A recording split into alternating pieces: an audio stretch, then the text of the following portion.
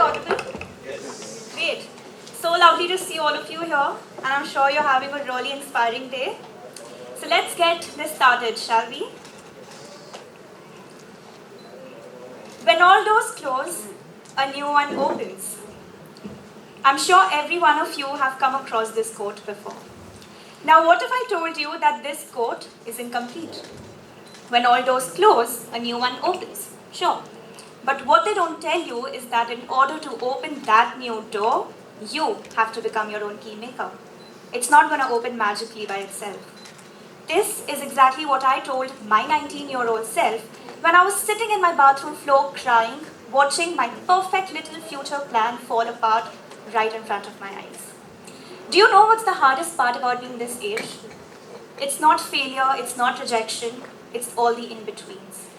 When you're trying to figure out who you are while the world is constantly asking you who you're going to become. आगे का क्या सोचा है?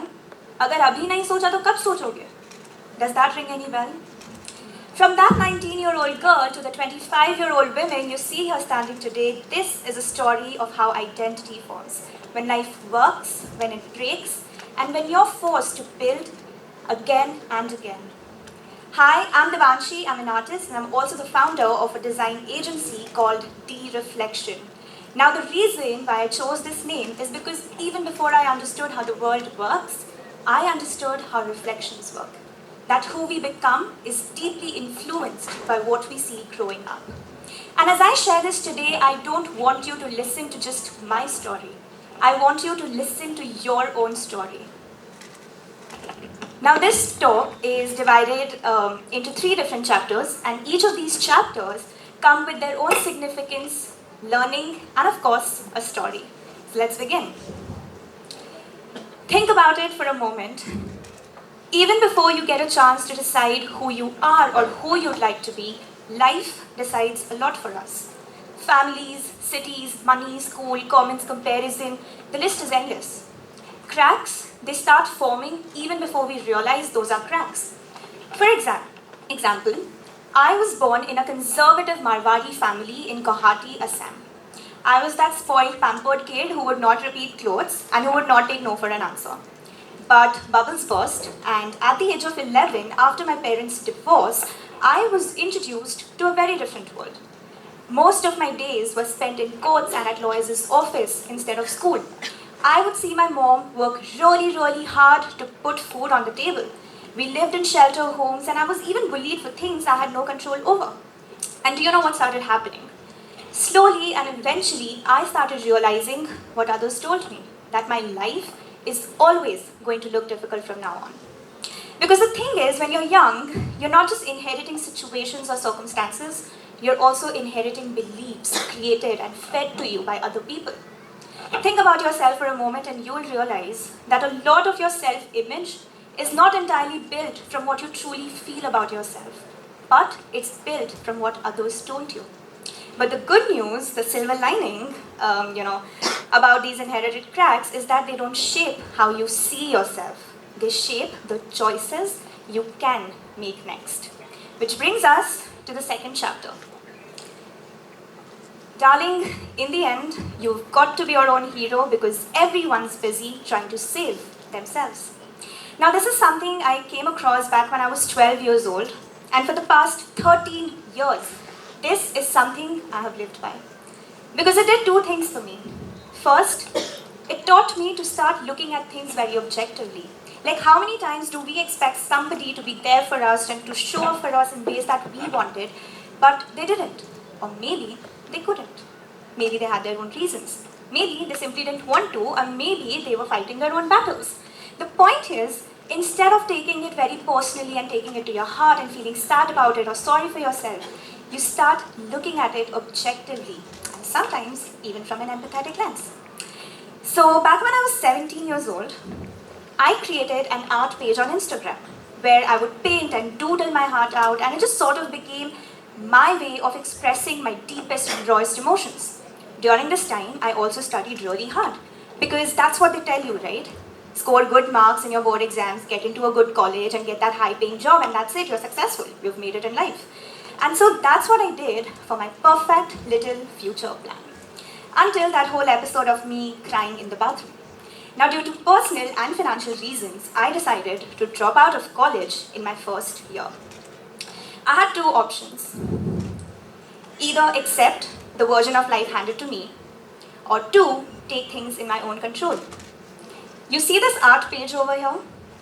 It was called De-Reflection. I decided to turn the art page I created as a teenager into the creative business I run today, and probably also the reason I'm standing and giving this talk at all in the first place. Now the question is, how do you rebuild when everything around you feels broken? Which brings us to the most interesting chapter, the Kintsugi workshop. Now there's a Japanese art form called Kintsugi. When a ceramic object breaks, the broken pieces are put back together using gold. It's not done to hide, the fact that it's broken in the first place or to hide away its imperfections. But it's literally done to turn it into something even more beautiful and to embrace those cracks. And if you think about it, life is pretty much the same. It's not one straight line. It can surprise you with certain challenges that can, sometimes shake you a little. And sometimes it can surprise you with those situations which can leave you with this feeling that, oh, my life is falling apart. So when I decided that I want to, drop out of college, I did not have a plan B. I did not know what to do in my life. I did not have direction. I did not have clarity, right? So how did it all happen? When something breaks in your life, right, and when you have to rebuild yourself, the very first advice that we get from people is to wait for clarity, for confidence, for certainty before we act. But this advice is exactly what's keeping most people stuck. Clarity is often seen as the first step in a process, but it's often something you get during the process. It's often it's a byproduct of an action. So like I said, when I dropped out of college, I did not have clarity, right? But you know what I had? I had a strong belief that I was meant for more, that I was not meant to stay stuck in that bathroom floor moment forever. So I started doing something very differently. I started looking into myself with honesty, not to compare or judge myself, but to truly understand. And that's what I call the Kintsugi workshop. Now I know when we're talking about failures and rejections or broken pieces, we tend to look at it with that heavy feeling, and we start feeling very overwhelmed, right? But for a moment, I want you to relax your shoulders a bit and loosen up yourselves a little, and look at this Kintsugi workshop as a fun little DIY activity that you get to do, and you get to play with your broken pieces. Talking about step 1. How many of you stand in front of a mirror and immediately make a mental note of 5 different things that are not perfect about you? Or something in your life that you think is not good enough, or might be the reason why you're stuck and not exactly where you'd like to be. We often call these our shortcomings or drawbacks or broken pieces. Now what if I told you that these broken pieces can become your greatest resource? So back when I decided that I want to start my design business, I did not have a financial safety net.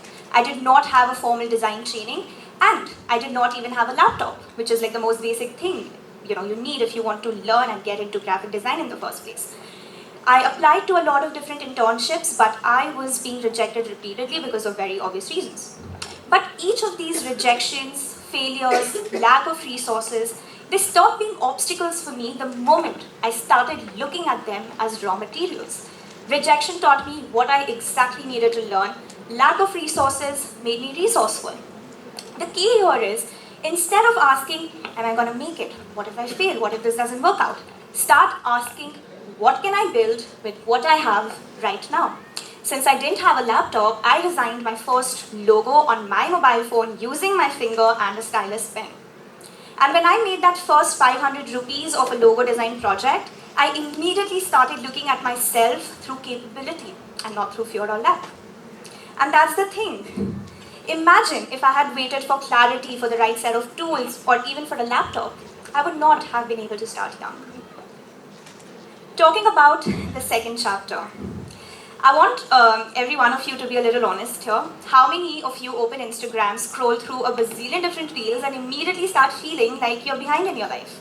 Like you see that person going on that perfect vacation, buying that perfect car, building that perfect career, going on that perfect date. Like, come on, raise your hands if you've ever felt like you're behind. Come on, I'm sure I'm not the only one. I was kind of expecting that. Funnily enough, no matter where you're in your life, it's incredibly easy to start feeling like you're behind. When I was 19, 20 years old, I remember telling my mom that, Mama, you know what, I feel like a failure. All my friends are moving ahead in college and I'm just here stuck painting all day in my bedroom. And she told me that, Devanshi, this is not your age to fail or succeed, but it's your age to explore. And that's what I did. Now there are two things here. Imagine that there's a group of 5 20-year-olds. Each of these 20-year-olds would be building different parts of their lives at different times. For example, somebody would want to build their career first. Somebody would want to build their relationships first. Somebody would want to build their education further, and somebody would want to build themselves first, figure out who they are. There's no universal template. So why do we feel the need to constantly compare ourselves with others? Second and the most important thing, contrary to popular belief, exploring yourself doesn't have to be big or dramatic. Like you don't need to pack your suitcase and go on that solo trip to figure out and find yourself. It is about paying attention and noticing, to what truly feels like you. It could be a certain type of music that feels like you, a certain fragrance that smells like you, belief that resonates with you, hobbies, work that, makes you feel alive and it does not drain you out. And trust me, when you truly start exploring yourself, you stop feeling the need to constantly compare yourself with others. You stop feeling behind because you're just so focused on understanding yourself. Which brings us to the final and also the most important chapter. Now we often look at rebuilding as a one-time event. कि यार life में कुछ खराब हुआ, we rose above that and done. That's it, right? But rebuilding is something that you have to do again and again. Because like I said, life is not a straight line. It can surprise you with challenges at any waking hour. 20-year-olds are rebuilding themselves, 40-year-olds are rebuilding themselves. In fact, even 60, 70-year-olds are rebuilding themselves. So back when I decided that, I want to start my own business, I was like 20, 21 years old at that time, and I was still kind of exploring and learning a lot of different things. And I thought that, chalo, the hardest part is done. I know what I want to do. I have clarity. How hard can it be, right? But back when I was 21 years old, I moved from Assam to Mumbai, and I was suddenly given the responsibility to handle a lot of different things. Pay my bills, pay family bills, and also to build a business in a city where I did not know anyone. I would walk into rooms feeling super underqualified and underconfident. There would be days I would completely exhaust my savings. I would go days without earning a single rupee. But each of these cracks showed me what I needed to learn, what I needed to strengthen, and the gaps I needed to fill. And if you keep aside all your panic and stress and worry, aside, you will realize that those cracks can become your feedback. If I have to be very honest with you here, rebuilding is not scary or life-altering. It's about finding, exploring new things about yourself and using that new information to intentionally create yourself again and again. Like I said, it's a fun little DIY activity that you get to do. And in all of this, if there's one thing that I have understood about broken pieces and rebuilding, it's that self-belief is the gold. Self-belief is the gold that helps you repair your broken pieces. Thank you. Very good.